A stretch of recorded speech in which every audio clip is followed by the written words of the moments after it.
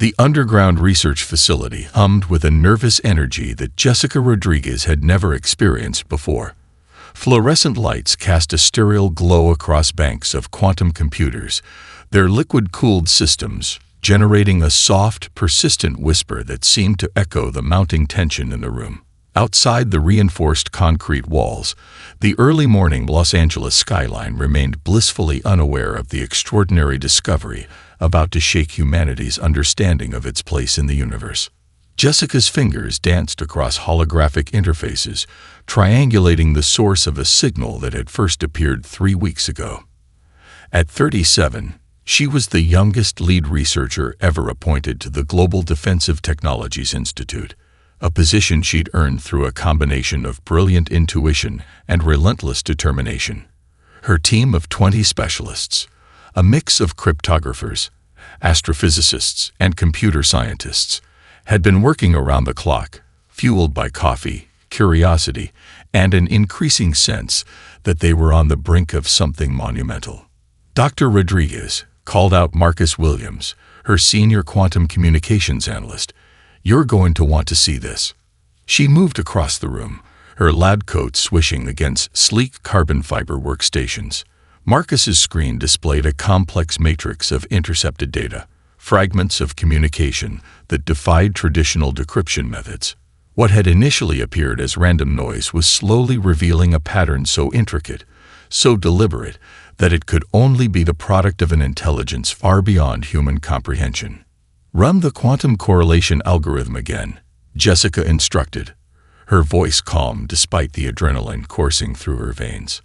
The computers worked in perfect synchronization, quantum processors breaking down each microscopic fragment of data, revealing layers of communication that seemed to shift and transform with each analysis. It was like watching a three-dimensional puzzle reassemble itself in real time, each piece revealing more of a picture that grew increasingly alarming. A notification popped up. A match had been found. The room fell silent. Marcus adjusted his glasses, his dark skin glistening with a thin layer of sweat. "This can't be right," he muttered, running the correlation twice more.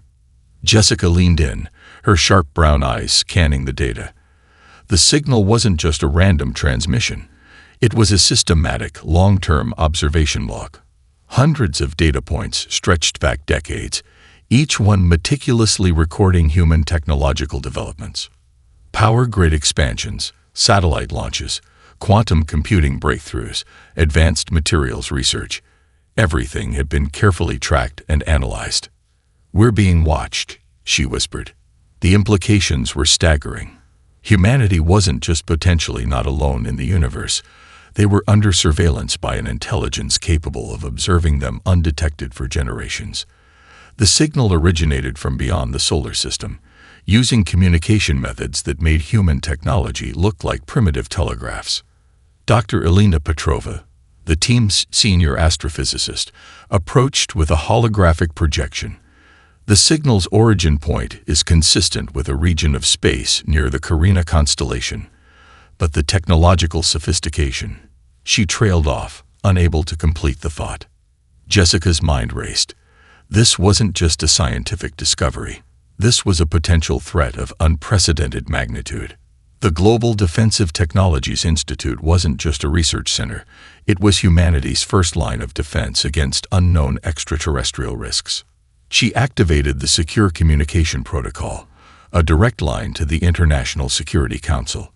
Her hands were steady, her voice clear and measured when she spoke. "We have confirmed external surveillance of unprecedented complexity. Recommend immediate convening of global defense leadership." Within moments, the facility transformed. Secure communication channels lit up. Encrypted data streams began flowing between international defense centers, scientific institutions, and government agencies.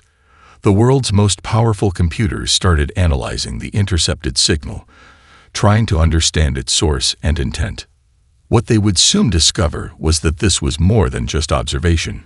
It was preparation, and humanity was about to become the focal point of a conflict that would reshape the understanding of existence itself.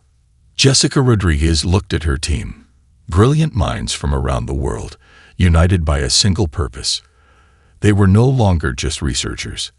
They were the first line of defense for an entire species.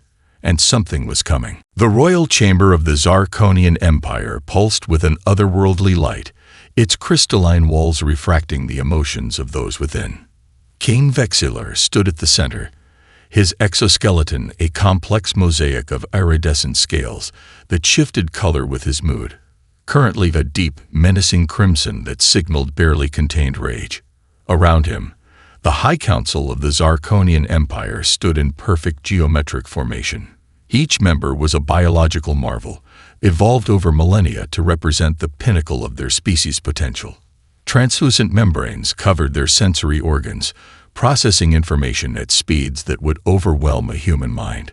Yet today, they all shared a singular focus: the unexpected threat posed by humanity.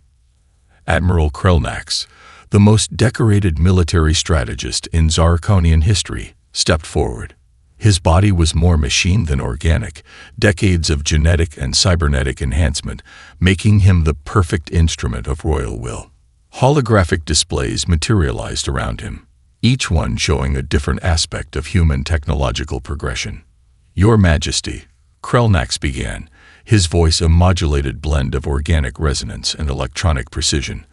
"Our surveillance networks have been tracking human development for the past 7 decades. What began as a curiosity has become a serious concern." The holographs expanded, showing a timeline of human achievements: quantum computing breakthroughs, advanced materials research, breakthrough energy technologies that seemed to defy the known laws of physics.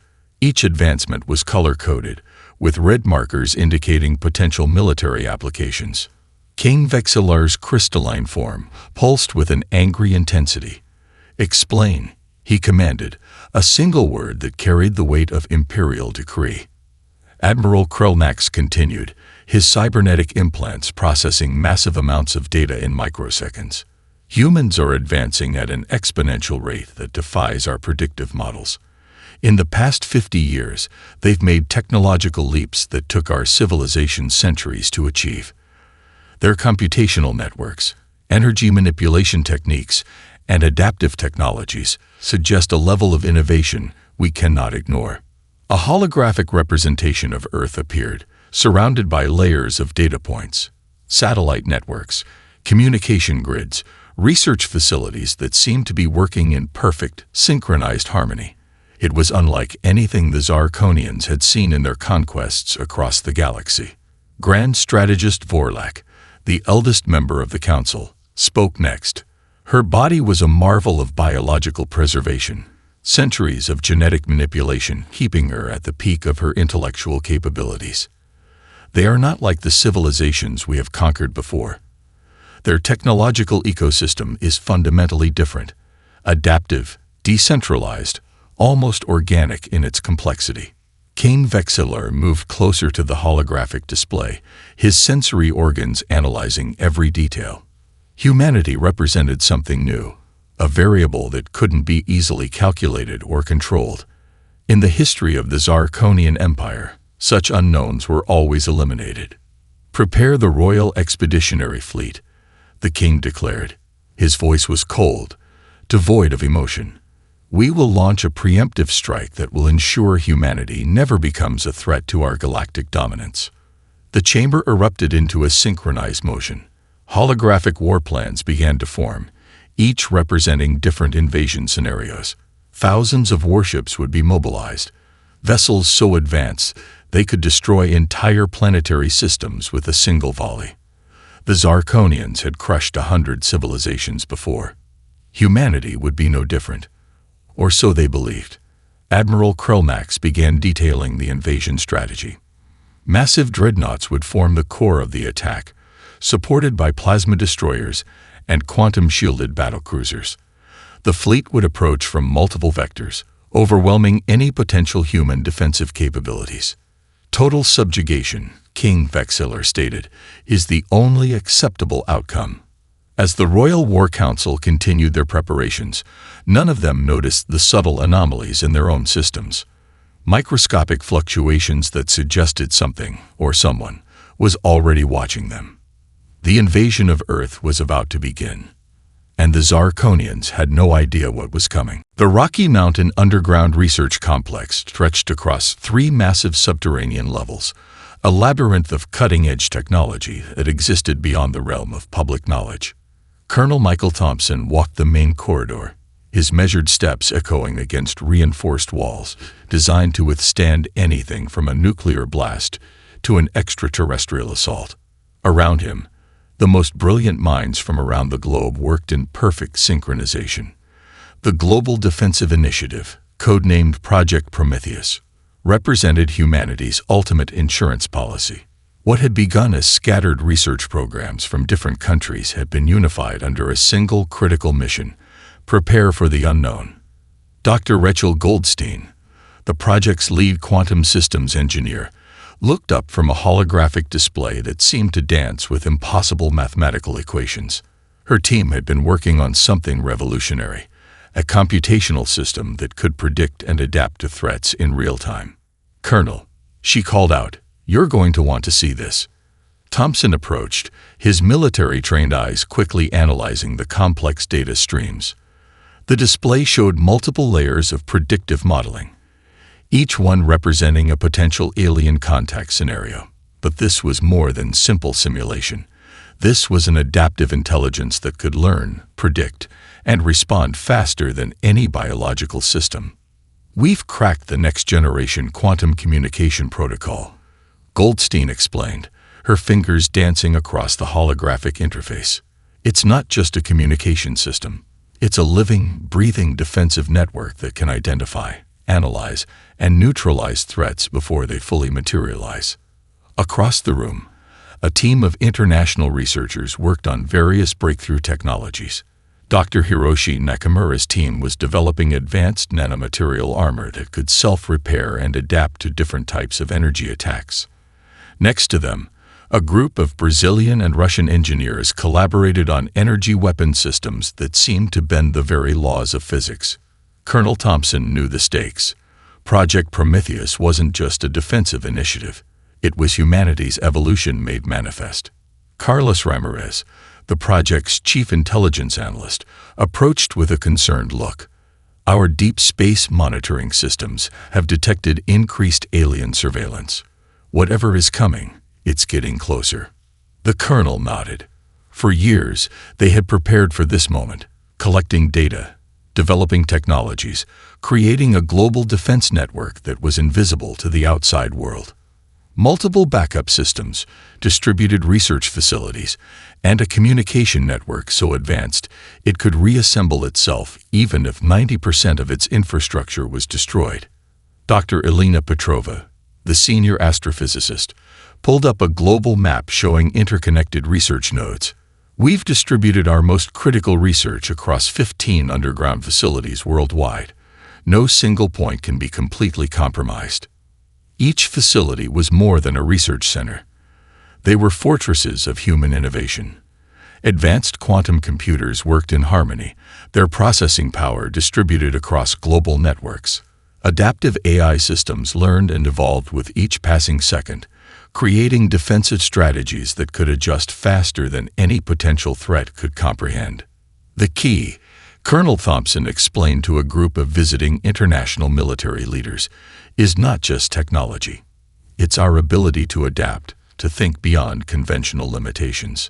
He demonstrated a prototype defensive system, a network of satellites and ground-based platforms that could reconfigure themselves instantaneously, energy weapons that could change frequency and approach vector mid-flight, computational systems that could predict multiple invasion scenarios and develop countermeasures in milliseconds.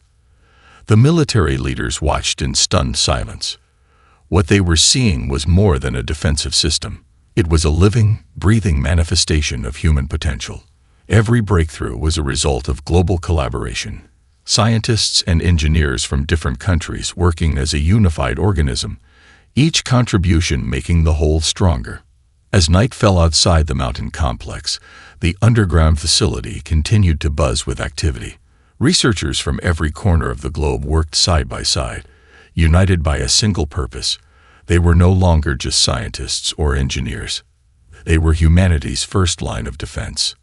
And something was coming. The first warning came at 3:42 UTC, a microscopic disturbance in the solar system's quantum communication grid that most monitoring systems would have missed. But not Project Prometheus. Colonel Michael Thompson was reviewing preliminary data when the alarm triggered. His coffee mug, emblazoned with a faded military insignia, trembled slightly as the underground research facility's defensive systems began to activate. Incoming, Carlos Ramirez called out, his voice cutting through the controlled chaos of the command center. Holographic displays erupted with cascading data streams, each one revealing fragments of an unprecedented threat. The Zarkonian fleet had arrived. 10,000 ships materialized at the edge of the solar system, their quantum-dampening technologies rendering them almost invisible to traditional detection methods. But the human defensive network was anything but traditional. Quantum entanglement sensors, developed through years of secret research, picked up the fleet's approach milliseconds after they crossed the solar system's outer boundary. Dr. Rachel Goldstein's quantum communication system went into overdrive.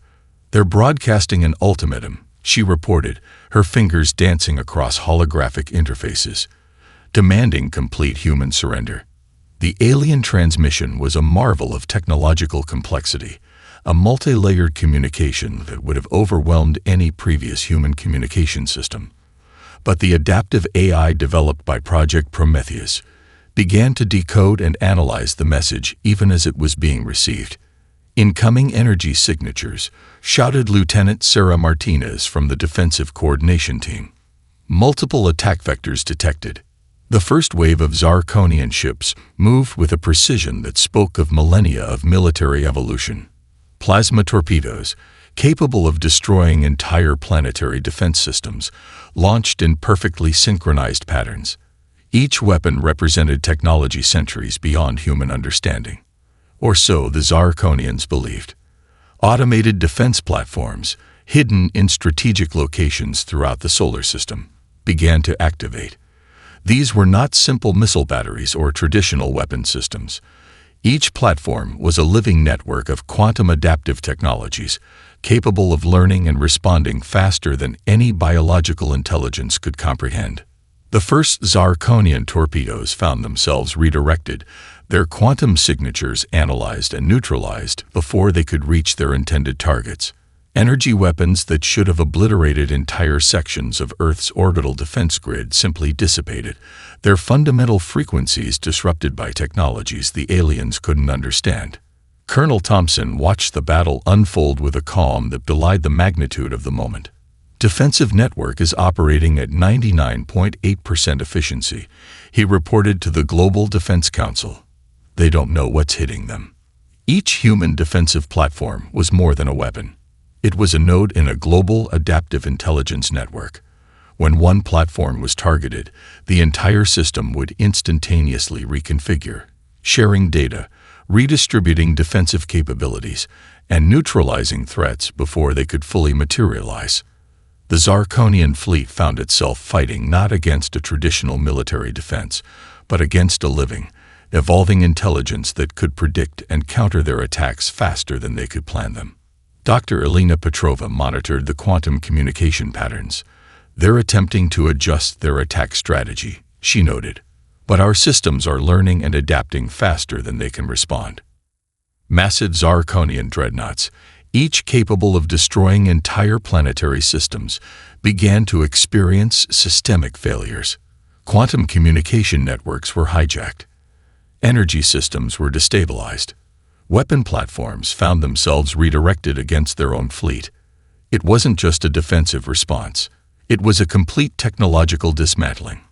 In the underground command center, the team watched in a mixture of professional calm and barely contained excitement. This was more than a battle. This was a demonstration of humanity's true potential. "Defensive platforms are now in full counter-offensive mode," Carlos Ramirez announced. The Zarkonian fleet, once the most feared military force in the known galaxy, was about to discover that humanity was nothing like the civilizations they had conquered before. Something extraordinary was happening. Jessica Rodriguez stood at the central command hub, her fingers hovering over a holographic interface that pulsed with impossible complexity. The quantum entanglement weapons platforms were coming online, a network of defensive systems that defied everything the Zarkonians understood about warfare. "Initiate Phase 2, she commanded, her voice steady despite the magnitude of what was about to unfold. Around her, the research team from Project Prometheus worked with a synchronicity that bordered on the superhuman. Dr. Marcus Williams began inputting a series of quantum algorithms that would transform the entire nature of the conflict. These weren't just weapons. They were a living, breathing network of technological intelligence that could learn, adapt, and strike with unprecedented precision. The first wave of autonomous drone ships launched from hidden platforms throughout the solar system. Each vessel was more than a simple combat unit. It was a node in a vast, interconnected intelligence network. Powered by adaptive AI algorithms developed through years of secret research, the drones began to analyze and exploit weaknesses in the Zarkonian fleet's communication and defensive systems. Carlos Ramirez called out from the tactical analysis station, "Quantum signature matching is at 99.7% efficiency. We're literally rewriting their battle protocols in real time." What the Zarkonians didn't understand was that humanity's greatest weapon wasn't any single piece of technology.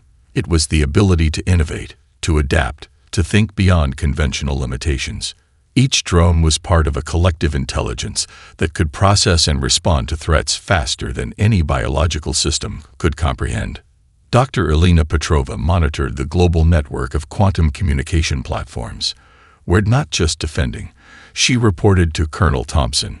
"We're actively dismantling their entire strategic infrastructure." The autonomous drones began to multiply, using advanced molecular fabrication techniques to create additional units from the raw materials of destroyed Zarkonian ships. What had started as a defensive action was rapidly becoming a complete systemic deconstruction of the alien fleet. In orbit, the battle defied conventional understanding of warfare. Zarkonian ships found their communication networks hijacked, their weapon systems turned against themselves. Energy weapons that should have been devastating were neutralized by adaptive quantum shielding that seemed to anticipate every possible attack vector.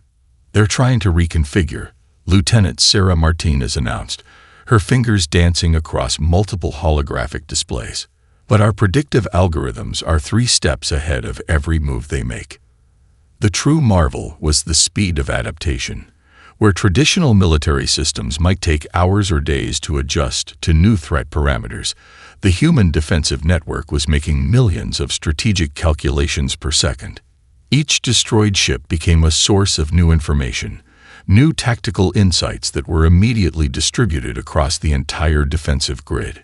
Jessica Rodriguez watched the holographic representation of the battle, a complex 3-dimensional map that showed the systematic dismantling of the Zarkonian fleet. It wasn't just a victory. It was a complete paradigm shift in understanding interstellar conflict. "Swarm intelligence is operating at maximum efficiency," Dr. Marcus Williams reported. "We're seeing computational adaptation rates that are off the charts." The autonomous drones began to do something unprecedented. They weren't just defending or destroying. They were learning.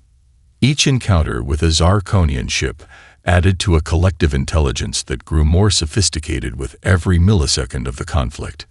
Colonel Thompson approached Jessica, his military demeanor barely concealing a sense of wonder. "This is more than a defensive action," he said quietly. "This is humanity showing what we're truly capable of." As the battle progressed, the Zarkonian fleet found itself facing an enemy that was nothing like anything they had encountered before. These weren't simple weapon platforms. This was a living, breathing technological ecosystem that could think, adapt, and respond with a speed and complexity that rendered traditional military strategy completely obsolete. The solar system had become a proving ground for humanity's true potential. And the Zarkonians were about to learn a lesson they would never forget. The Royal Command ship of the Zarkonian fleet hung in the cold vacuum of space, its once impenetrable quantum shields now flickering like dying embers. Cain Vexillar watched in mounting horror as his entire military infrastructure crumbled around him. Admiral Krelnax, the most decorated military strategist in Zarkonian history, struggled to maintain composure. His cybernetic implants, once a marvel of technological superiority, now seemed like primitive relics against the human defensive network. "Your Majesty," he reported, his voice stripped of its previous confidence, "we are experiencing total systems failure across the fleet."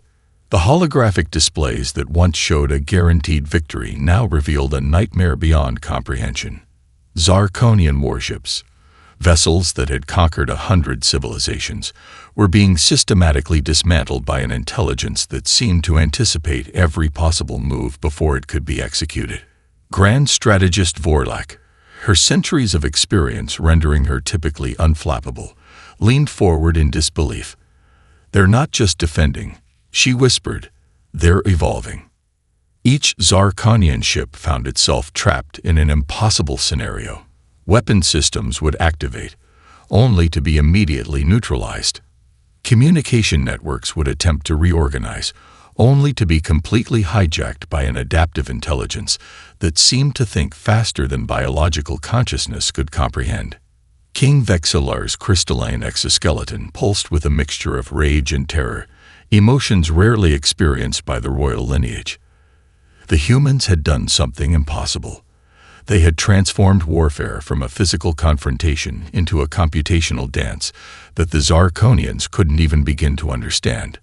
"Redirect all remaining power to defensive systems," the king commanded, his voice a mixture of desperation and royal decree. But it was too late. The autonomous human drone network had already analyzed and categorized every possible defensive strategy the Zarkonians could employ.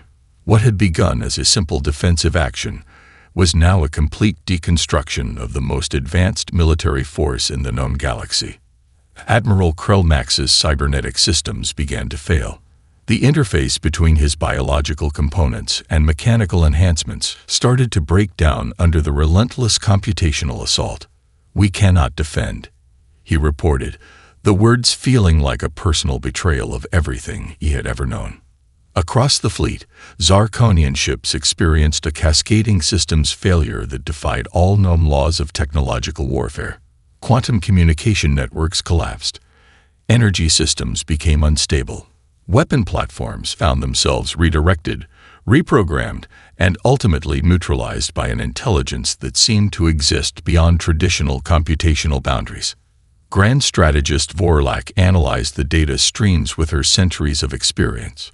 "They're not just fighting," she muttered. "They're learning. Every millisecond, they're becoming something more."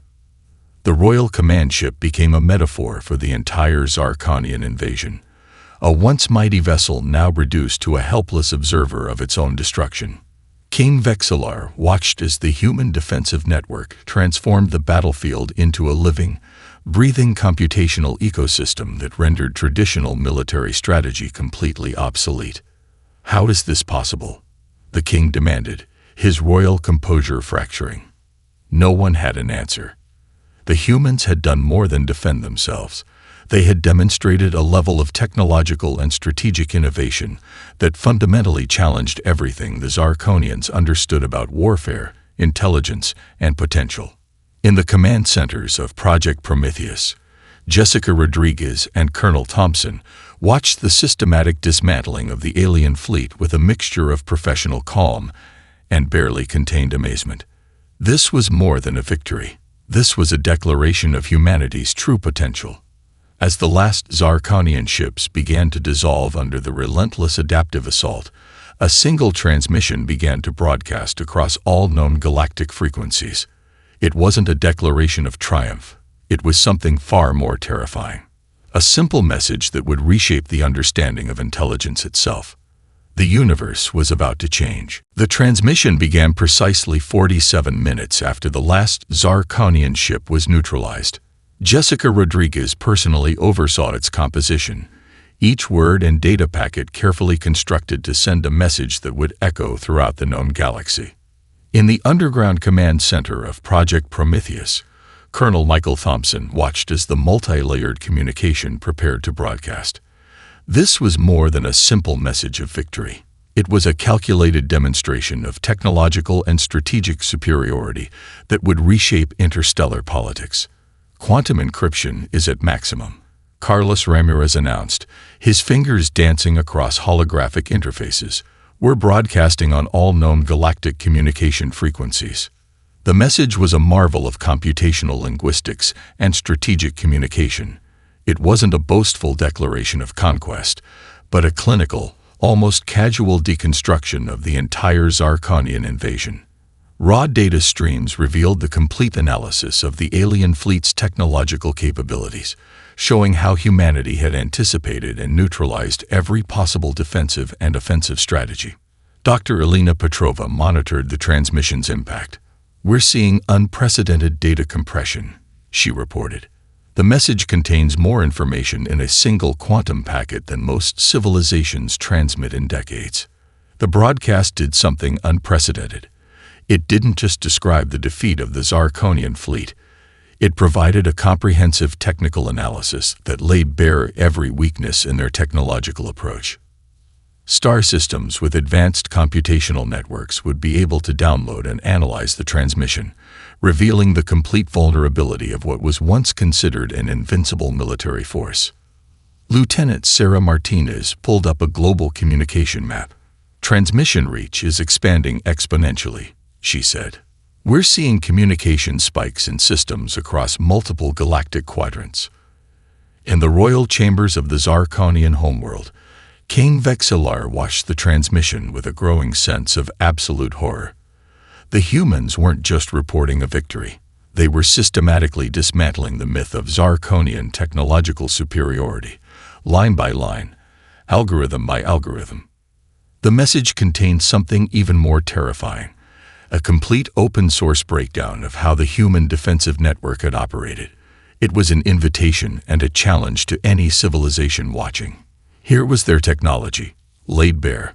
Here was their strategy, completely transparent. Dr. Rachel Goldstein had designed the transmission's most insidious feature. Each data packet contained adaptive learning algorithms that would continue to evolve as different civilizations attempted to analyze it. The transmission itself was a living, breathing piece of intelligence that would continue to reveal new insights long after its initial broadcast. "It's not just a message," Colonel Thompson observed quietly. "It's a statement of intent." The galactic communication networks erupted with analysis. Civilizations that had watched the Zarkonian invasion began to reassess their understanding of humanity. The transmission showed a level of technological innovation that defied conventional understanding of interstellar development. More importantly, it demonstrated something far more significant: humanity's willingness to be completely transparent about its capabilities. Jessica Rodriguez watched the global reaction maps. "We're not just defending," she explained to the team. "We're fundamentally changing how intelligent civilizations understand conflict, technology, and cooperation." The psychological impact was immediate and far-reaching. Civilizations that had long viewed humans as a potential threat now saw something entirely different. A species capable of defending itself with unprecedented sophistication, but also willing to share its knowledge openly. As the transmission continued to propagate across multiple star systems, it carried with it a subtle but powerful message. Humanity was not just a defensive force.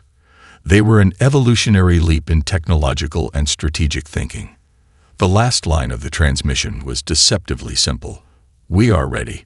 We are waiting. We are open." The galaxy would never be the same. The Galactic Council chamber fell silent as the holographic representation of human technology continued to rotate, its complex networks casting an ethereal glow across the assembled representatives of various starfaring civilizations. King Vexilar stood stripped of his royal status, a broken figure before the interstellar tribunal. His once gleaming crystalline exoskeleton now appeared dull and fragmented, a physical manifestation of the Zarkonian Empire's complete collapse. "The evidence is irrefutable," declared Meltok, the neutral arbiter from the Centauri Concordance. His multiple sensory organs processed the data streams that documented the human defensive action.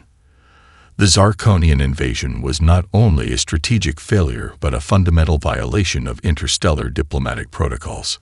Jessica Rodriguez sat at the human delegation table, her presence calm and measured. Behind her, a team of researchers and military strategists represented humanity's collective response. Colonel Michael Thompson stood slightly behind her, a silent guardian embodying the planet's defensive capabilities. The transmission that had been broadcast across the galaxy continued to be analyzed. What had initially appeared to be a simple defensive action was now understood as something far more complex, a comprehensive demonstration of technological, strategic, and communicative capabilities that defied previous understanding of interstellar conflict. Humanity did not merely defend, Dr. Elena Petrova explained to the Council, her presentation revealing layer after layer of the adaptive defensive network. We provided a complete open-source analysis of our defensive capabilities. Every civilization can now understand how we protected ourselves. The implications were staggering. The Zarkonian fleet, once considered the most advanced military force in known space, had been completely neutralized without a single human casualty. More importantly, humanity had done so with a level of transparency that challenged every existing paradigm of interstellar conflict. Carlos Ramirez presented the final analysis. The human defensive network had not just defeated an invasion. It had created a new model of technological and strategic thinking that fundamentally challenged how intelligent civilizations understood defense, communication, and cooperation. We are not seeking conquest, Jessica Rodriguez stated clearly. We are offering collaboration. The Galactic Council members exchanged glances. Some of the older civilizations looked uncomfortable. Others appeared fascinated. The humans had done something unprecedented. They had turned a potential apocalyptic conflict into an opportunity for shared understanding. King Vexillar's fall from power was complete. The Zarkonian Empire, which had conquered hundreds of civilizations over millennia, was being systematically dismantled. Their technological archives were being opened, their historical conquests scrutinized by a galactic tribunal that was no longer willing to accept their previous methods. The human approach, Maltok continued, represents a fundamental shift in interstellar interaction. Defense through transparency. Strength through shared knowledge. Lieutenant Sarah Martinez pulled up additional data streams showing how the human defensive network had continued to evolve even after the conflict. The autonomous systems were not just static defensive platforms. They were a living, learning network that continued to develop and adapt. Dr. Rachel Goldstein's team had ensured that the defensive technologies would be available for study by any civilization interested in understanding their approach. It was an unprecedented move, turning a defensive system into an educational resource. The final recommendation of the Galactic Council was unanimous. The Zarkonian Empire would be disbanded. Their conquered territories would be liberated, and humanity would be recognized as a new type of galactic power, not through military might, but through technological innovation and cooperative potential. Colonel Thompson leaned close to Jessica Rodriguez. "We've done more than defend ourselves," he whispered. "We've changed the rules of the game." As the council session concluded, the holographic displays continued to rotate, showing the complex, interconnected network that represented humanity's defensive capabilities. It was beautiful. It was terrifying. It was a glimpse of a future where technology and cooperation could transform conflict. The galaxy would never be the same, and humanity was just getting started.